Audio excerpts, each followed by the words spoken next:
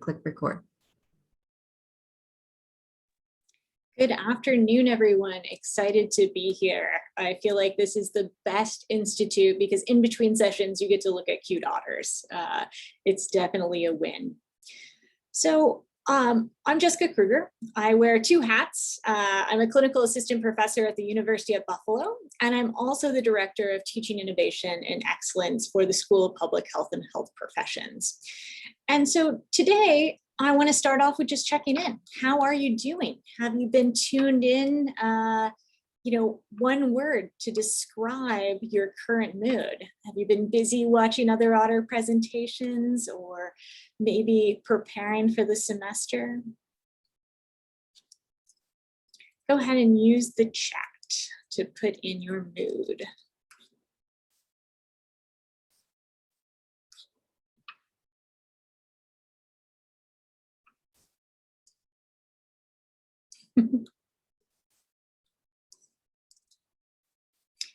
Yeah, busy preparing. I feel you. I have a little countdown calendar of how many days we don't have to prepare. So always busy. Great. Lots of different emotions here. And that's always good to know how you're doing. And we'll talk a little bit about why check-ins are important.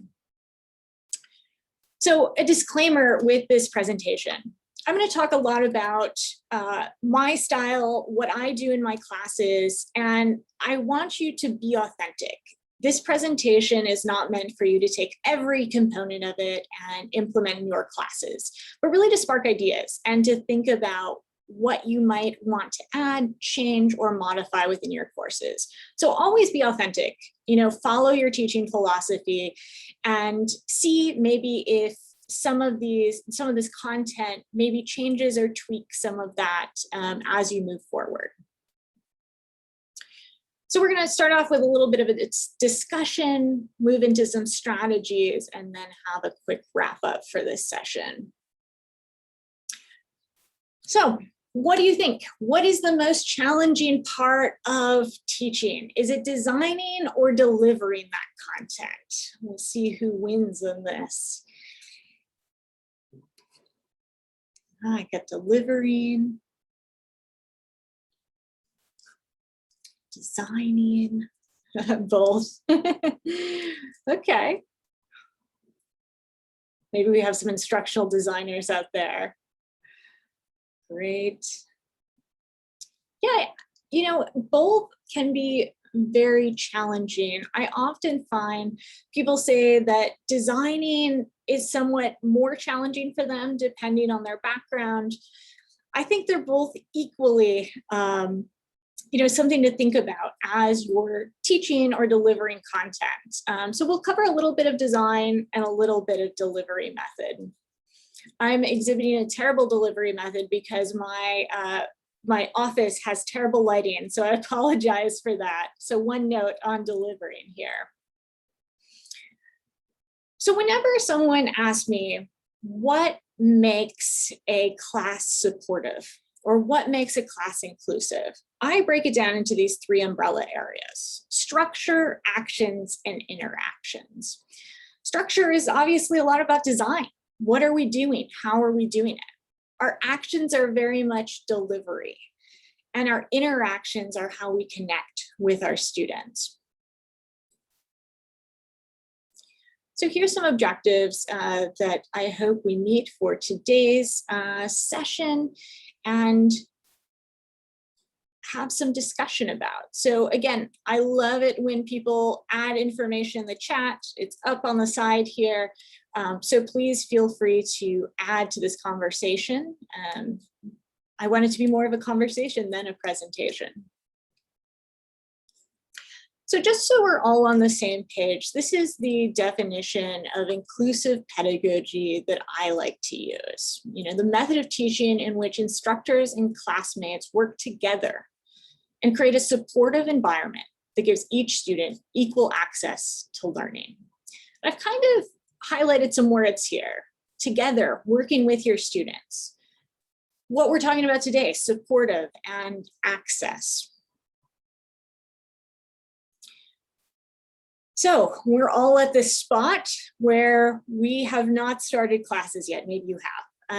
And I think this is where the design component comes in, and preparing for an inclusive course to support those diverse learners, very much rooted in how you build that course.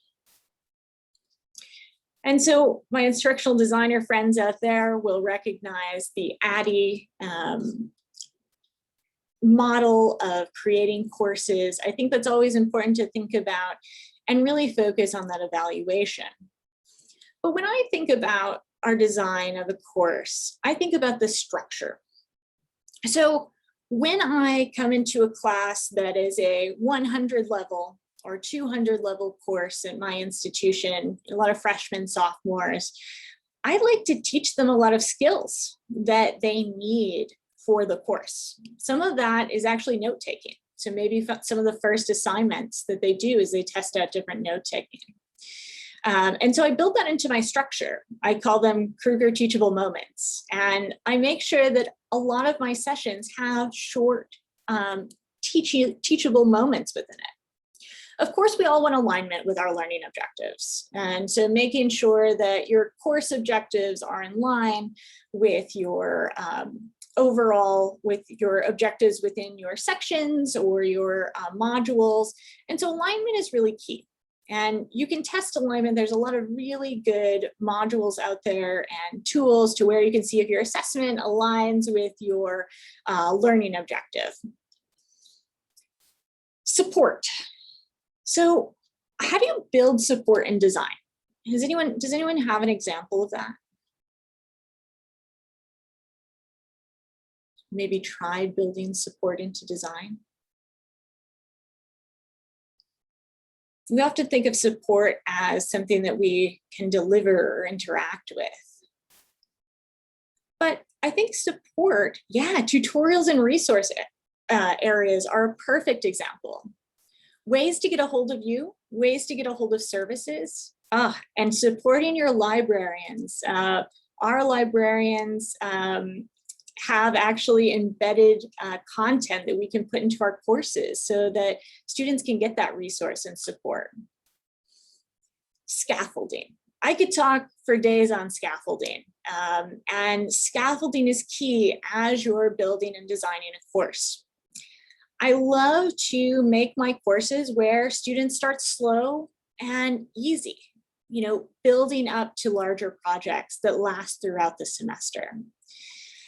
And scaffolding is very much a design principle. How do you make a 20-page paper not feel like a 20-page paper? Well, that takes time to really map out your course and figure out what students are turning in and where they're getting feedback. Structure, I also think about how I assign work. I really like to front load work in my courses. And the reason why is, I'm sure you feel it too, at the end of the semester, everyone's tired. And so I make sure my big projects are actually not due at the end of the semester. They're actually due closer to the middle or a quarter of the way through, so that students can actually focus on some of those other classes as we're getting to the end. I make sure that I provide explanations for all assessments. And so here's an example of something that I would do, of having an explanation of why we have discussions. Like, why do we do discussion boards? How do we interact with each other, and why? Oftentimes students don't get that why. And that's why you can see some of that pushback of, well, this is just busy work. Connecting concepts is really key. I like to start my class with my check-in, as you guys all did, and then also saying, remember last week or last class, we covered this topic.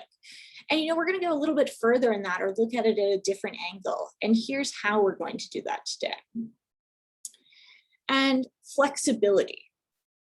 So being flexible, I think, is really working with students. So if I see at my check-in, everyone is exhausted and my students are all like laying on their desk, that's going to make me change my delivery method. But with design, I also build in days that are if I'm going over, or I have something new and emerging that happens. I teach public health, and so there's always something new that happens. And so I add days within my schedule for emerging public health topics. Sometimes we do cover emerging public health topics. Sometimes we have a mental health day and we take a break.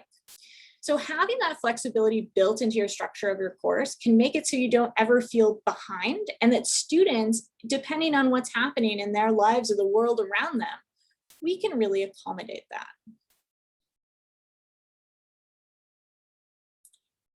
Structure. So structure of a course is definitely in design. This is actually a picture of what all of my courses in Blackboard look like. We have a start here in a course information. Now you can probably guess what's in there. That's my syllabus, information about me. Our homepage is kind of the landing page, announcement, self-explanatory. Course modules are where I have all of our weekly content. So students know that is the place to go. They can also choose to go to discussion boards outside of those modules. And they have the student resources, policy, and help. I make sure that all of my courses have list of materials, and I often circle back to those in my delivery, depending on what's going on in class. I like to vary content. And so if you're in my course, we're not just going to have discussion boards, right? The written type. We might do a Flipgrid. We might do a Padlet. We might be using different tools and technologies to reach that same goal. If I have total predictability in my course, students are going to lose interest. And so I like to build in varied content. Same sort of thing with adding videos or other ways to support your students. Clear instructions are so important. I actually have my teaching assistant read all of my instructions for every assignment before the start of class. And the reason why is because sometimes I write things that sound really clear to me, but to a student, it's not. And so having someone that you can do that with, or a teaching assistant or a colleague, I think is really key, because they can actually find some of those things where you get 10 emails about and make sure that students know what's expected of them. So I've kind of put some images here of some of the tools that I really like to use. Flipgrid, Padlet, TopHat, I think is a really great way to do some formative assessment in classes. And so some things that you might want to use in the technology field. So I think this is really important in designing a course. How I design a course now is very different than I did prior to the pandemic. And it's because I want to make sure that I am shaping my courses to the world that our students are living in. Not all students were like you. Most of you are probably very high achievers, really, strivers if you become faculty or staff. But our students might not be that way. They might be struggling and just making it through the world that we live in. And so that flexibility is really key. And also asking students how they are, being flexible and changing the design of your course, even as you're going through it. It can feel uncomfortable, but I think really tailoring your educational approach to what's happening in the world is key to making sure we're delivering quality content. So creating that environment that's supportive, I think also comes down to the words we use. I don't know, has anyone read a syllabus that has all caps or, you must do this in it? Those are very off-putting.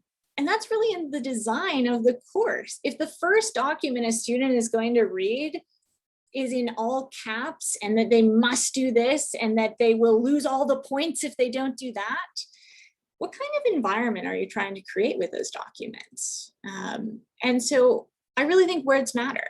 How you communicate with students in written words is key. How you're putting your instructions up. When you're thinking of materials, focusing on equity, diversity, and inclusion, you really want to see if you can find diverse authors and maybe even include a diversity statement within your course or course syllabi. Some folks may not be able to do this in their discipline just because of the content that's available. And so I'd like to turn to popular literature, see what we can find in news articles that relate to maybe a journal article that I'm assigning. My diversity statement is very much from the heart. I teach some courses that have some pretty heavy material in it. I teach a course on incarceration and public health. And I really want students to feel that whatever they think or feel is important. And so I read my diversity statement out loud the first day of class and explain it. And I include that in my syllabi because I really want students to understand my stance and how that's important within our class and our coursework. So again, working with students, I think, is key. I really think in checking in with them and being flexible and even co-creating course content. If you were to come to my first day of class, I take the syllabus and say, you know, what do we want to change here? Here's my outline. What do you think? And so I want their input on some of the design, some of the content, and even where we go through the semester. They might find something new and interesting that I haven't thought of to include in the course. So just a word on accessibility here. It is so important to take the time to design an accessible course. You don't want to not design with accessibility in mind. And please check captions. This is my good friend, Professor Gray, and he sent this to me because it is a great example of what not to do and why you should check your captions. Now, he doesn't have sex class meetings, but in his captions, if you were reading those, you would be worried about what he's doing in his courses. And so taking the time to check those captions is key. Making sure you have alt text and making sure that your readings are accessible is all part of the design of a course. And so, yeah, I think this is the best example I've ever seen with terrible captions. And my colleague, David, his face is just perfect with this. So I'm glad everyone got a little chuckle out of that. Okay, so design is hard. There are a lot of things to think about. But let's shift over to a little bit on delivery. So the first day of class, I always say, is not just a syllabus day. That is a key day to connect with your students, to begin to think about what their needs are, how you are going to work with them, and learn more about them throughout the course. I think it's so important to build community. Connecting with students and connecting with you is key. The way you come across on the first day, again, authenticity. I have some faculty members who say, you know, that first day I'm all gruff because I want them to know they need to be serious in this class. And I'm like, but that's not you. That's not how you are throughout the semester. Why would you put on this facade to scare them? And so having your own process for this or connection is key. There's many ways to connect students with yourself and others. I think one way is to really talk about yourself that first day of class and get to know your students. You know, having really good introductions is key. I always share with my students what was hard for me in class, that I was I'm a first generation college student, and that I really want them to succeed. And that is my job here. That's what I feel that my role is in the classroom, to, you know, guide them through this educational journey. And so I invite students to meet with me.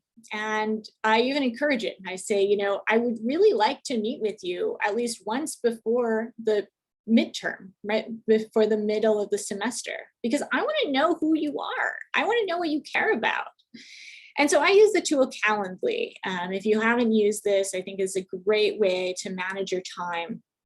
There's a lot of work out there on mentoring to learn about how to be a mentor. I teach large classes, and so sadly, I can't be a mentor to everyone in my class, but I can put that out there so students know that if they need help or support, I'm there for them. And I even have some meeting times in the evening and also on weekends.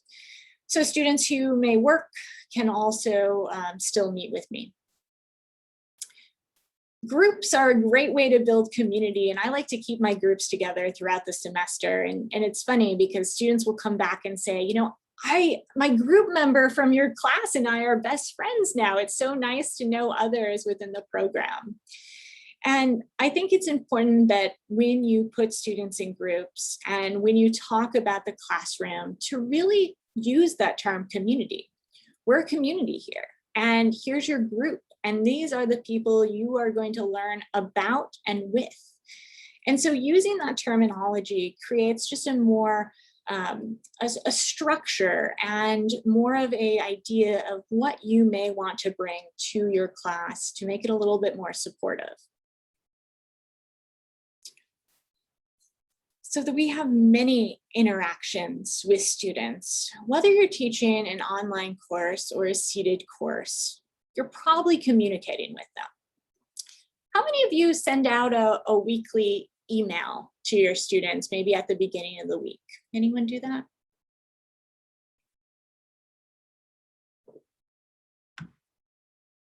Maybe at the beginning of the semester? Oh yeah, a weekly announcement.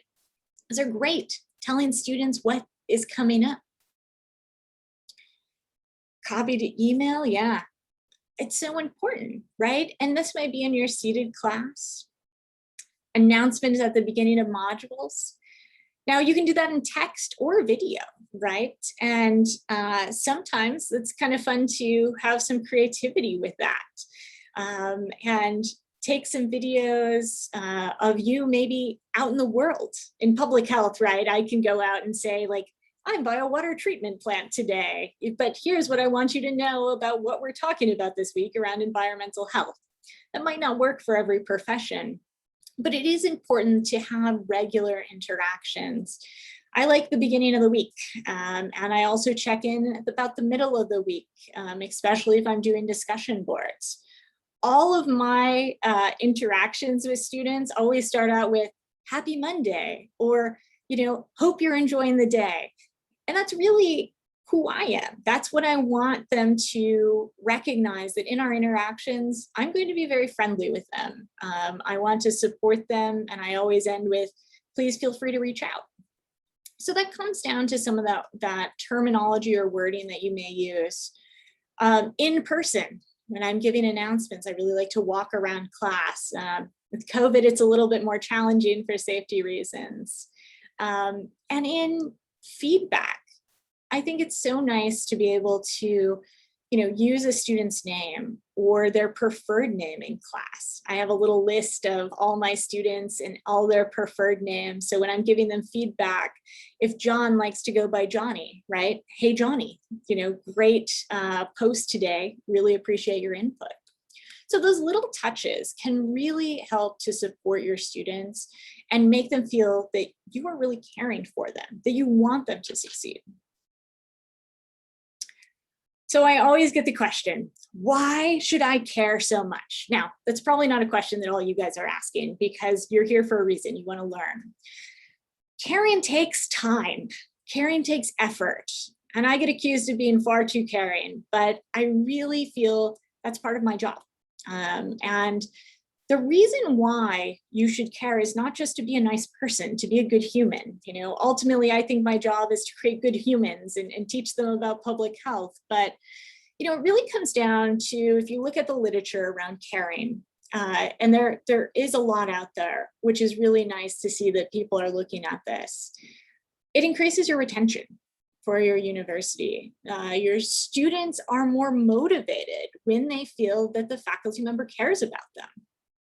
We have higher level of achievement in courses, and especially when it comes to underrepresented minorities and first generation students, feeling that someone cares about them and wants to support their education results in higher achievement in those courses, and even student satisfaction. So it comes down to the course evaluations. And you'll see that written if students feel like they're being cared for, or they feel like you're passionate, right? We've seen this in teaching evals. And usually they rate you higher if they feel like you care about them. So this is a slide that I put here so you can take a picture of, a screenshot of. Here are a lot of strategies around creating a supportive environment for your students and the rationale behind doing it. These are strategies that myself and a few colleagues have created.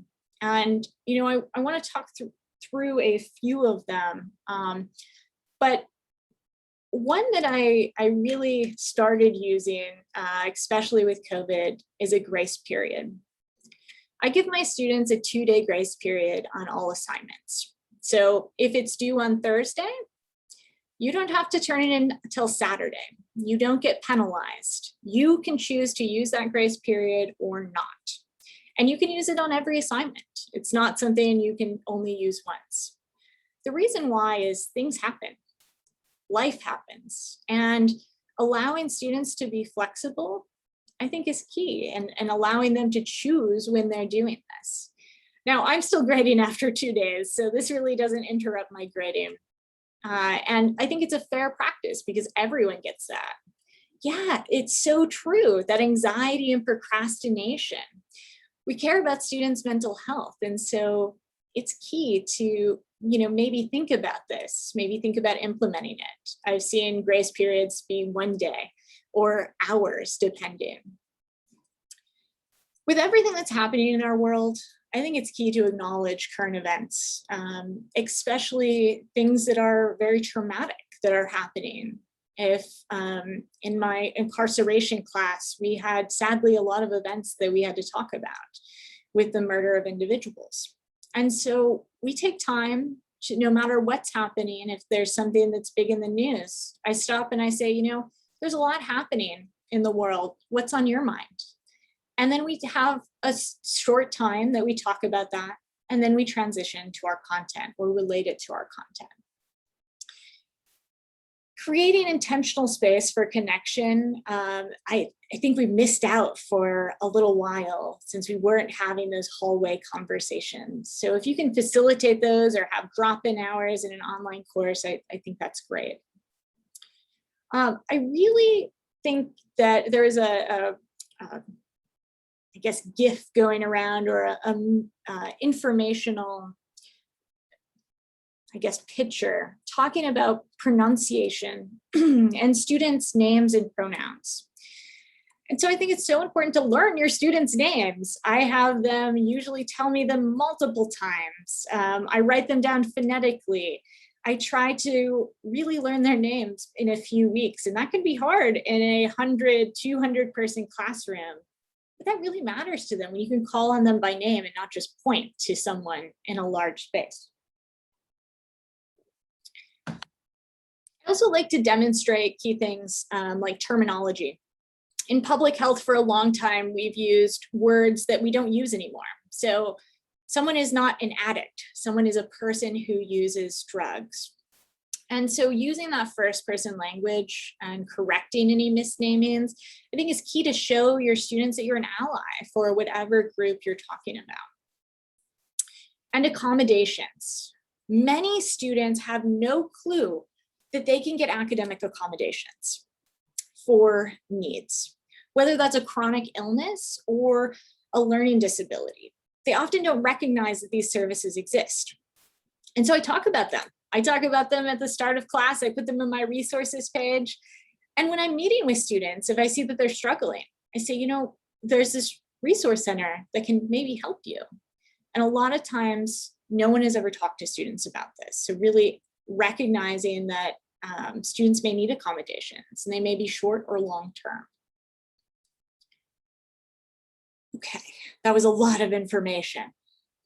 So let's move to some more delivery strategies. How to sustain that caring and supportive relationship with your students and fostering that throughout a semester. So again, words matter. How you say things, when you say things, and when you correct things matters. I really think it's important to get comfortable with uncomfortable conversations. And that's something that we all have to work on. There's times where I'm like, I don't know enough. I'm not an expert on this topic. And I admit that. And the students appreciate the humility. I like to start off with a check-in. Sometimes my check-in is, how you feeling? What's your mood? Sometimes it's, tell me what's the most interesting thing you did this weekend? What class do you like the most this semester? And they don't always put my class, but usually it is. So I think these methods are working. You know, I like to be flexible with that content, whether that's maybe moving out a due date because everyone at check-in is drowning. Being flexible and fair with deadlines. Now, this is a topic that people get really scared about or frustrated about, of making accommodations for students and how to be fair with those. And so I use my 2-day grace period, right? If someone has something come up, they have 2 days. But within that grace period, if life happens and you email me and you tell me that life is happening, I'll give you the extension you need. I actually have my students choose their deadline if something happens. It doesn't happen all the time. I don't think it's abused because we talk about it. We talk about that, you know, sometimes you can't predict what's happening. Maybe you're a healthcare provider and you get called in because there's a surge in COVID. I want to make sure that you can do the best that you can on those assignments. And so I'm very flexible with that. But that flexibility is for everyone in the class. And that's how I discuss it with students and make sure it's fair. Communicating your feelings. Now, this is something that I don't think we do enough, right?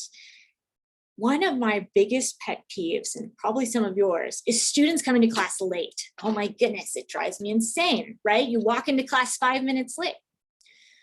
Now, I actually had a student say, why does that bother you so much? Why, when students come in late, does it bother you? And I said, well, it's actually because you missed all the announcements that I had in those first 5 minutes. And I feel bad that you missed those. And I really want you to be successful. And it's also very distracting for me if I'm in the middle of a sentence or in the middle of an important topic and you just walked in. I feel like I have to repeat that, and that might not be fair to other students. After I give that explanation, everyone shows up on time. It's the weirdest thing that happens. Or if they show up late, they're very quiet and they make sure that they follow up at the end of class. And so being very transparent with why something's bothering you or why you do something, I think is really key and begins to create more of an even playing field for students. They're more likely to share their feelings with you and give you feedback, whether great or very harsh sometimes, but it's great. I love it when students provide that feedback. Has anyone else ever tried to do that, of like communicating your feelings on a topic, like around students coming in late? Or I know homework turned in late is also another pet peeve folks have. It can be frightening at first to do that, but I think it's a really great way to show that you're human.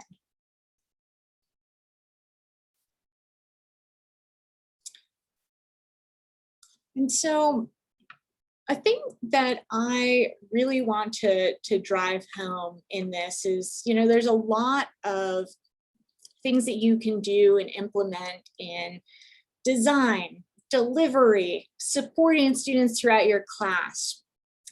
But how do you know what you should change if you don't evaluate your outcomes? How do you know what works in your class? How do you know what doesn't work? And so a reflective teaching practice is really a key part of all of our growth and learning. Reflecting after a class of what worked, what felt good, what was tough. And, I think this is something where you can also pull up some of those feelings, some of those emotions that you have. I take a little tiny journal with me and I'll just write some bullets after class. And it's been so powerful to be able to see what I feel works, what doesn't work. Sometimes it's timing, right? Sometimes you walk in front of a class and you think you have an hour, 20 minutes prepared, and you don't. So maybe it's a note about structure and design that you want to change. Maybe you're just having an off day.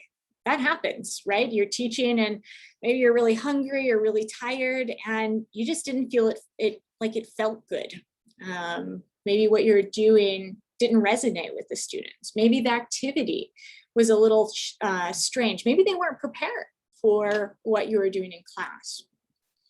And so if you actually take the time to create a reflective teaching practice that you do on maybe a daily or weekly basis to kind of think about what you're doing, I think you can really hone in on some strategies that will work best for you and will work best for your modality, your philosophy, and see maybe where there's some things that you can take some extra time on to change. I love this example of what we were talking about. Students need to eat something, and that's why they might be coming in late. I tend to not call out students if they come in late, but it's instead, after class, maybe come up to them and say, "Are you okay?" That's actually how I like to approach all of the challenges in my class. Are you okay? Not why were you late, right? Are you okay opens information for dialogue, for support. When you accuse someone, they kind of, tense up and don't really want to talk to you. So again, words matter. And you can think about this. I've often just gotten angry. I've actually, at one point, I've yelled at classes. That doesn't make me feel good, right? I know that I don't want to do that in the future. And so really, how do I change what I'm doing so that I don't have to yell at students for talking or being off task, but instead talk to them about my feelings. So what's next? We've covered a lot of information.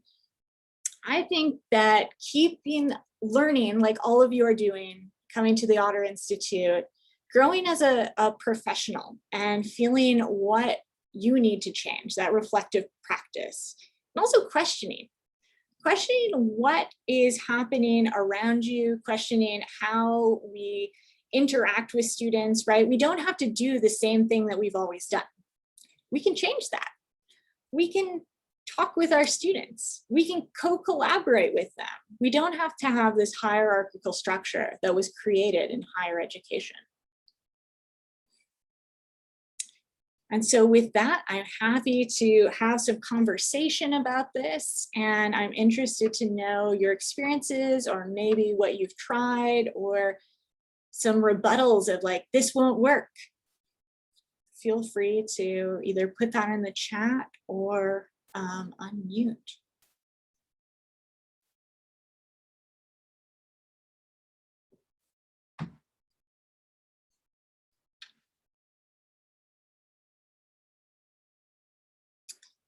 Yeah, Rebecca, I think it's so great to, really, collaborate with your students. I learned so much about how students think when I do that, right? They think a little bit different than you may. Oh, great resource. Thanks for posting that. I love podcasts, and so if you have time, Teaching in Higher Ed is a great podcast, and T for Teaching is another awesome one to take some time and 15, 20 minutes each day to learn something new. I think it's kind of fun and rewarding, but I'm also a pedagogy nerd, so maybe that's not fun for everyone else.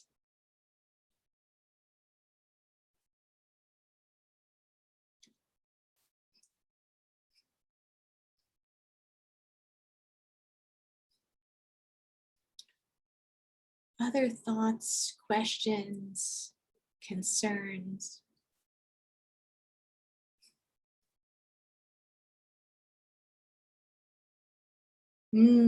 That's a good one.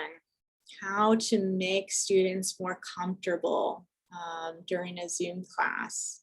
Well, you guys are a great example. Only one of you have your camera on right now. So why don't you have your camera on? Oh, we got two. Is it that you're, okay, you don't have one, right?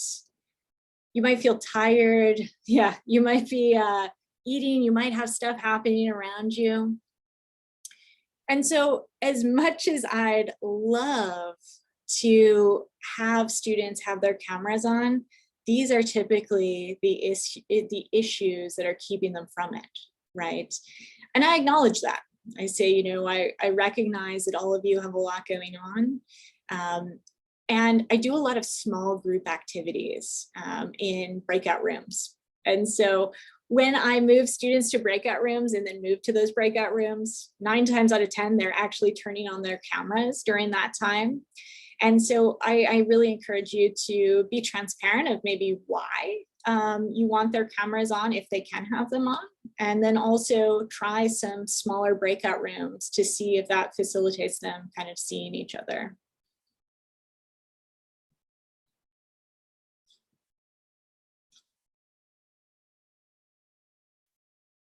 Yeah, so many things that can prevent students from, you know, having that camera on.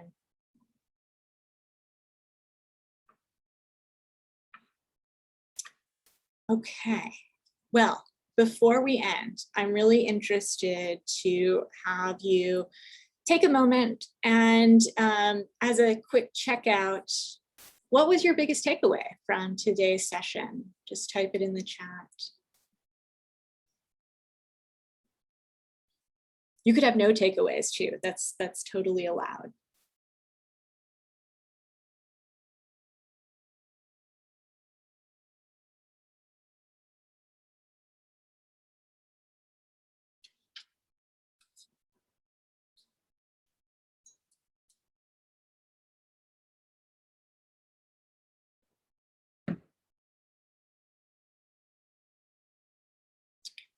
Excellent. I'm happy to share my diversity statement that I put into my syllabus. I'll actually put that in the information that they upload online. Yeah, language is specific for each type of profession. I think in public health, we're very open and caring, but sometimes not in some of the other disciplines. Yeah, great. Authentic, yeah, it's really important to be yourself. Students can see right through that.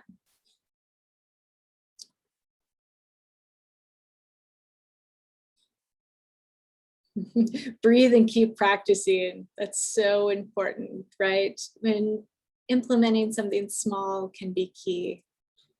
And yes, all of you, I think caring is key to student success, and you may get pushback from other faculty or even chairs saying you're spending too much time caring for students, and tell them that's not possible, right? It's not possible. I'm here to support them. Excellent. Well, I very much appreciate everyone's participation today. I'm very happy if anyone has questions after this, feel free to reach out. I'm always available by email, and I'm happy to jump on a quick call with you to discuss anything or even bounce ideas. I think it's nice to talk to people who have similar mindsets. So thank you again and have a wonderful semester.